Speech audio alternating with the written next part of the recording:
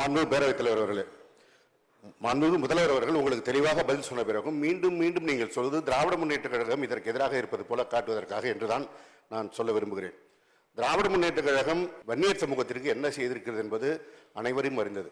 முத்தமிழறிஞர் தலைவர் கலைஞர் அவர்கள் இருந்தபோதுதான் அந்த 20% இடஒதுக்கீடு கொடுக்கப்பட்டது.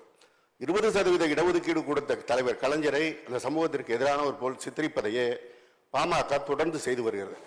ஆனால் இந்த இடஒதுக்கீடு போராட்டத்திற்கு எதிராக போராட்டம் நடந்தபோது காக்கைக்குருவி போல் சுட்டுக் கொன்றது யார் என்பதை மறந்துவிட்டு அவர்களோடு கூட்டணி அமைத்தீர்கள்.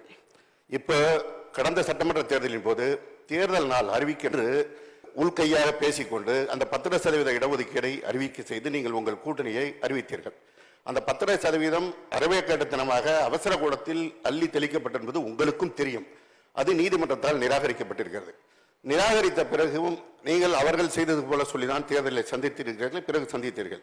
ஆனால் 20% கொடுத்த திராவிட முன்னேற்ற கழகத்தையும் எதிரியாக காட்டினீர்கள். இந்த நாடாளுமன்ற தேர்தலில் அந்த 10% கொடுத்த அதிமுகவையும் கைவிட்டு விட்டீர்கள். எந்த சமூக நீதிக்கு எதிராக இருக்கிறதோ அந்த பாரதிய ஜனதாவோடு கைகோர்த்திருக்கிறீர்கள். சமூக நீதியை ஒட்டுமொத்தமாக நிராகரிக்கின்ற பாஜகவை இன்றைக்கும் தமிழகத்தில் தூக்கி பிடிக்கிறவர்கள் நீங்களாகத்தான் இருக்கிறீர்கள். எப்படி ஒரே நேரத்தில் இத்தனை விதமாக பேச முடிகிறது என்பது விந்தையாக இருக்கிறது. இப்பொழுது நடைபெற போகின்ற அந்த இடைத்தேர்தல் நேரத்தில் அங்கிருக்கிற மக்களுக்கு நீங்கள் ஏதோ ஒரு செய்தியை சொல்வதாக நினைத்துக் கொண்டு சட்டமன்றத்தில் பதிவு செய்வது என்பது ஒரு தவறான முன்னுதாரணம். இன்னும் சொல்ல போனால் பீகாரிலே உள்ஒதுக்கீடு தான் வழங்கப்பட்டது, அதுதான் நீதிமன்றத்தால் நிராகரிக்கப்பட்டிருக்கிறது. நீங்கள் இங்கே பேசும்போது மேம்போக்காக சொல்கிறீர்கள். மாநில அரசிற்கு உரிமை இருக்கிறது, இஸ்லாமியர்களுக்கு இடஒதுக்கீடு கொடுக்கப்பட்டிருக்கிறது, இதற்கு உள்ஒதுக்கீடு கொடுக்கப்பட்டிருக்கிறது. அத்தனை உள்ஒதுக்கீட்டையும் கொடுத்தவர் முத்தமிழறிஞர் கலைஞர் என்பதை நீங்கள் மறக்கக்கூடாது. பிற்படுத்தப்பட்ட சமுதாயத்தில் இல்லாதிருந்த கொங்கு வேளாள கவுண்டரை பிற்படுத்தப்பட்டவர்களாக சேர்த்தவரும் தலைவர் கலைஞர் அவர்கள் தான்.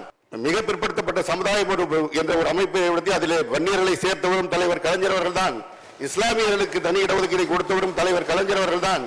அருந்ததியர்களுக்கு உள்ஒதுக்கீடை கொடுத்தவரும் தலைவர் கலைஞர் அவர்கள் தான். இன்றைக்கும் நம்முடைய மாண்புமிகு முதல்வர் அவர்கள் எத்தனை முறை அமைச்சர்களை அழைத்து உயர்நீதிமன்ற வழக்கறிஞர்களை அழைத்து இன்னும் சொல்ல போனால் உச்சநீதிமன்றத்தில் இருக்கின்ற வழக்கறிஞர்களையும் அழைத்து இந்த இடஒதுக்கீடு குறித்து ஆலோசனை செய்திருக்கிறார்கள் என்பது நீங்களும் அறிவீர்கள், உங்கள் கட்சி தலைவரும் அறிவார்.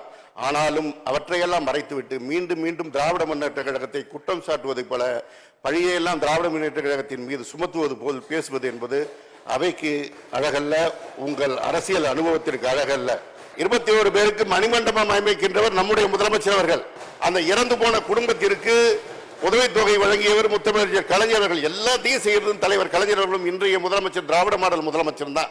என்ன சொல்ல போனா அந்த 20% இடஒதுக்கீடு இருக்கின்ற காரணத்தினால்தான் வட மாவட்டங்களில் இன்றைக்கு இந்த 10.5% என்று நீங்கள் கேட்கின்ற சதவீதத்தை விட கூடுதலாக வன்னியர் சமூகத்து மக்கள் தங்களுக்கான உரிமையை பெறுகிறார்கள்.